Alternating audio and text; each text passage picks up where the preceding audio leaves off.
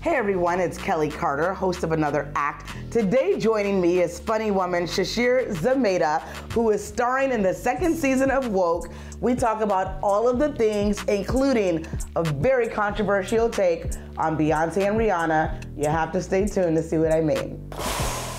Actress and comedian Sasheer Zamata has been making waves in Hollywood from her 4-year run on Saturday Night Live to starring in ABC's hilarious sitcom Home Economics. And of course, she stars in Hulu's hit comedy show Woke. Today we will learn about her journey in the film industry, talk to her about what we should expect from season 2 of Woke, how she defines success, and what's next for her career. Join us as we dive into another act with Sasheer Zamata.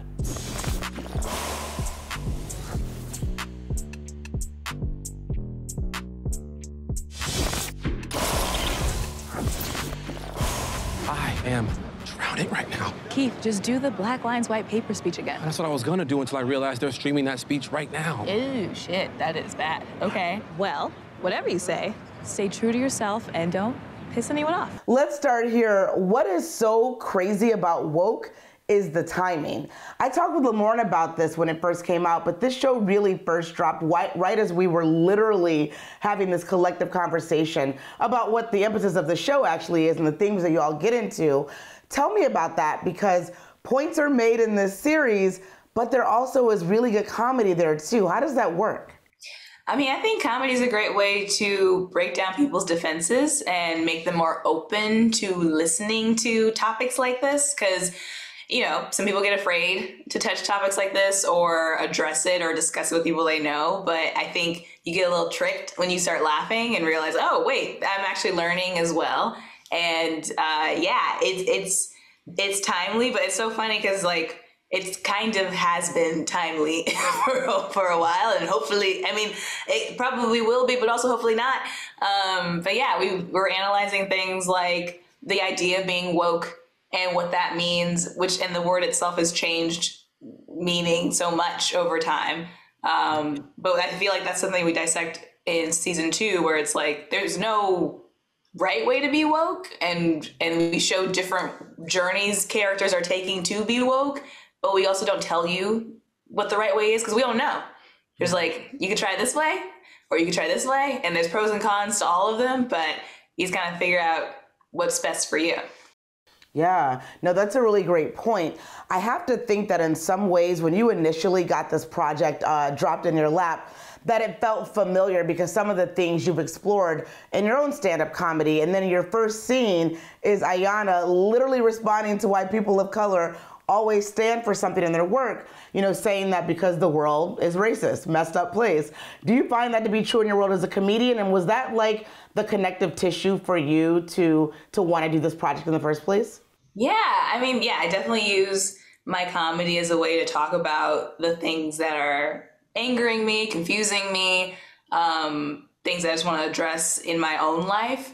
And I like being a part of projects that do that. And I feel like in my comedy, I definitely use my voice to be personal and talk about my life, but I am a Black woman. So of course it's going to be from that lens. And so it's like, even if I'm not trying to imbue topics of race or political justice in my material, it's going to have that because I am Black in America. And just naturally, my life is political. So that's kind of what my character tries to explain to Keith. It's like, you don't have a choice.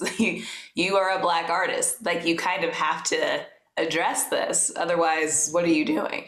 And yeah, I like seeing that his journey with that. And I like seeing my journey in the second season, also analyzing my own activism. You know, I want to stay there because in your real life, you've been very, passionate about bringing awareness to social justice issues. Talk to me about, because I know we started down that path, but talk to me about like that significance with utilizing comedy as a way to even talk about something like social justice. Why does that work so well, do you think? I think it works well because people are more open to listening when they're laughing. And also, I feel like comedy brings people together. Like, I think you can talk about anything if you make it funny. Depends on how you frame it or phrase it. You know, if you make, a whole group of people or a person a butt of a joke, it may not go over well. But I do think it's possible to make anything funny. And if you make people laugh, you got them. They trust you now. And I like being able to use my humor in a way that will make people absorb the information in a more digestible way. I just did a video with the ACLU, who I've been working with since 2014. And they were talking about the abortion bans, and that's not a fun topic at all.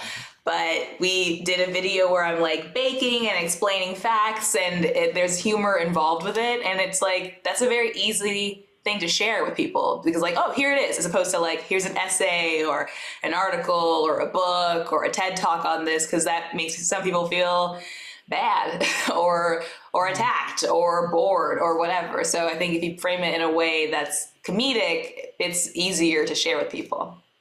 I also wonder, because I opened this conversation talking about the timing of it all. I wonder, do you think that this series was particularly well received because of that collective conversation? I mean, we were really talking about, the aftermath of George Floyd's murder at the time that this series came out, and all of a sudden a conversation that maybe Black people we were having at our dinner tables, our white friends were texting us, or our non-Black friends wanted to also have that conversation too. How do you think that the timing of what we were all talking about played into, really the reception of this series in the first place? Oh, it was huge. I mean, it was kind of crazy how ready people were to talk about this stuff. Because if this show came out the year before, it would have been like on trend for sure, because police brutality is unfortunately a thing that has existed forever. But I think people's willingness to talk about it, that was new. And then this season, I feel like it's still very timely, because now we're in a moment of like, activism can be trendy. It can be fashionable. It can be lucrative. And now we get into the nitty gritty of like, how can you use your activism the best way? Or is there even a best way to do that? And I feel very excited to see how people are going to react to this. Well, you know what? Love the levity that I think you bring to that conversation.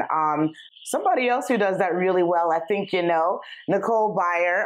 You guys are BFFs, and you guys have worked together not only on Woke, but also on Home Economics, and a podcast, of course, called Best Friends. Tell me about where this friendship began, and did you guys really just manifest, all of the things happening for you guys, especially when it comes to doing this work together?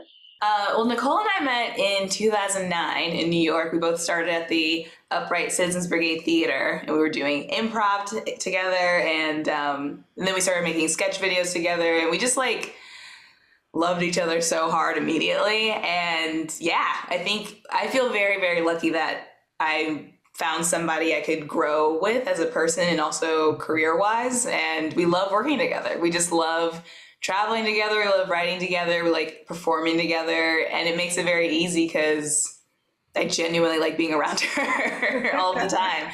And we have a podcast together. We're starting to do live shows. We're going to start touring soon.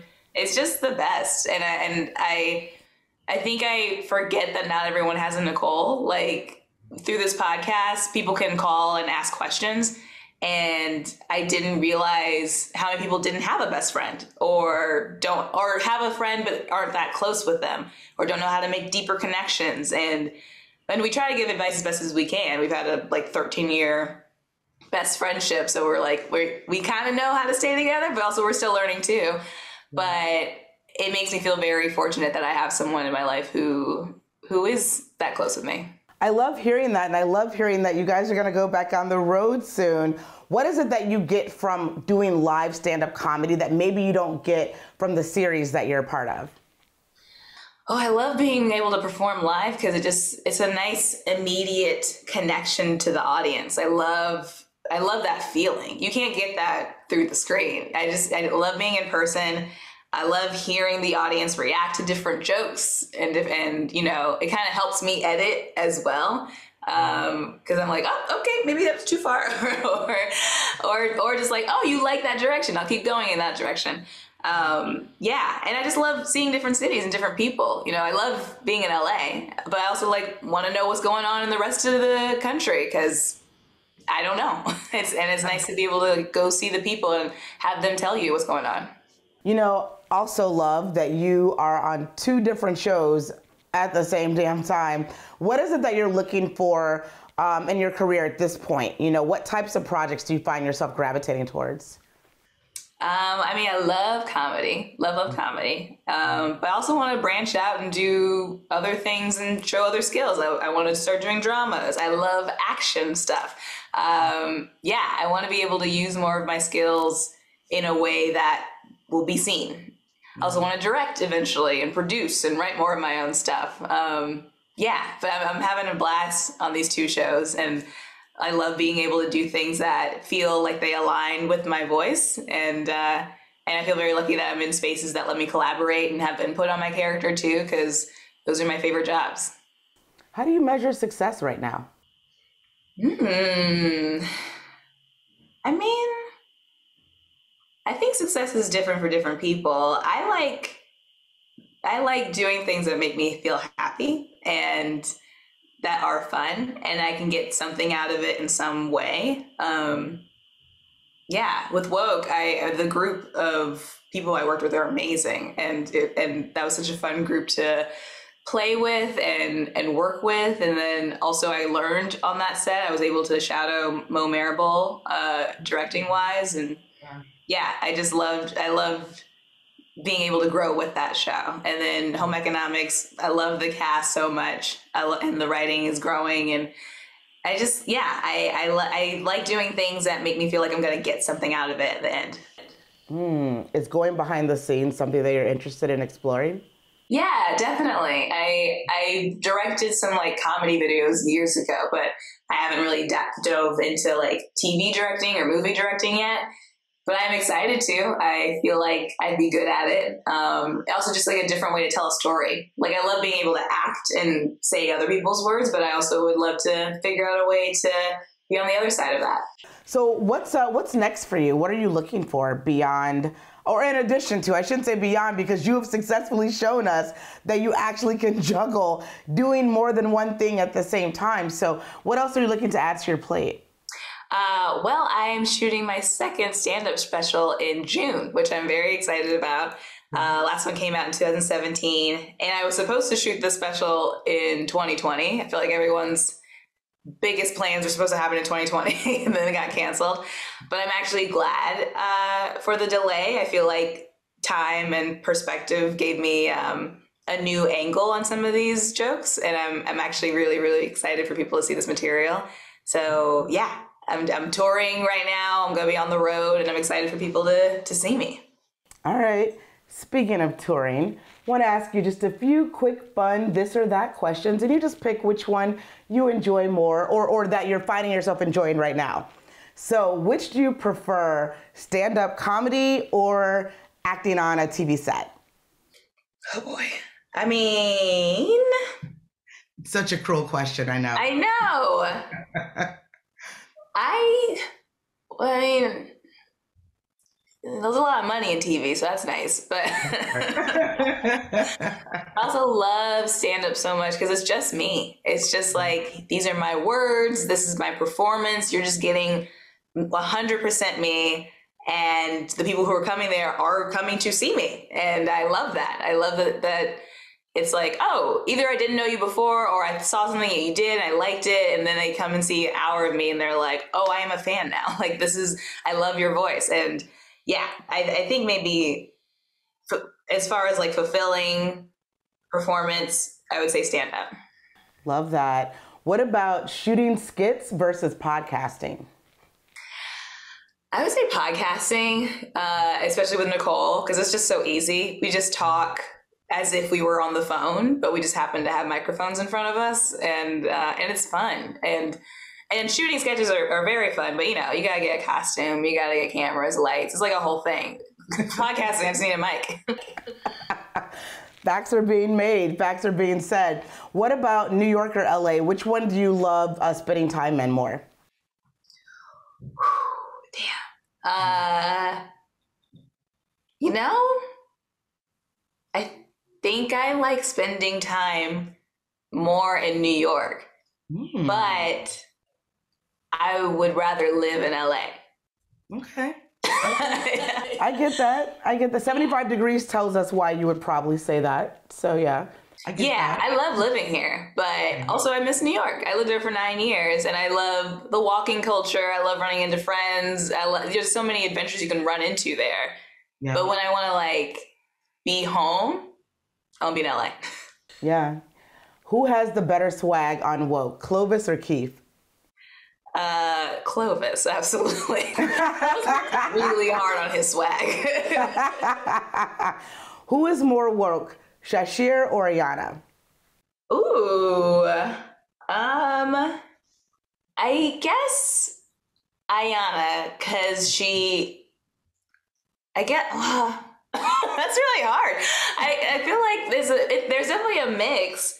Ayana, like, her like main objective is social activism. Like her whole body, her whole being is 100% like, I am here for the cause. And I feel like that sometimes, but I do know how to rest. And that is something Ayana has to learn for herself. So I would say Ayana. And the last question, it's the worst question anyone's ever gonna ask you, and I apologize in advance. Beyonce or Rihanna? I mean, it's the worst question. How dare you? I know. Arrest me. It's the worst. It's the worst. All right. This sucks because, all right, I love Beyonce. I'm a Beyonce stan. I am 100% in the Beehive. I've left dinners to go watch Lemonade. I've rearranged my life for Beyonce in so many ways. But Rihanna has bangers. Rihanna has like hits, and also like is a badass entrepreneur. And so is Beyonce. No. I'm just listing positive things about both of them. This is very hard.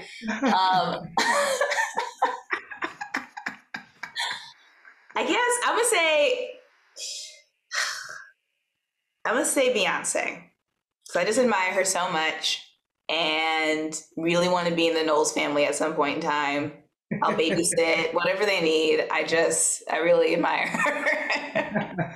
Well, you are the baddest on the Zoom for even attempting to answer that question. Sasheer, thank you so much for taking time out to chat with me today. I really appreciate it. Thank you. I appreciate you. Absolutely. Continued success.